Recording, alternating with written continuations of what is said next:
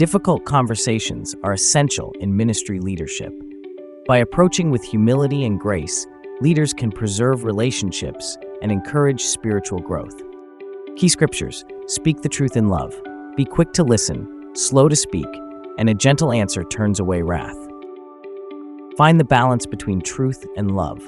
Harsh words can damage. Instead, we should foster healing and growth.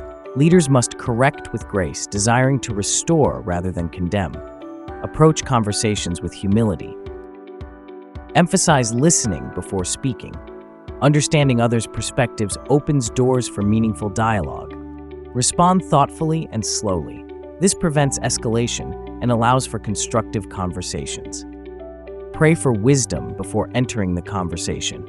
Seek God's guidance for a heart of humility. Start gently to prevent defensiveness.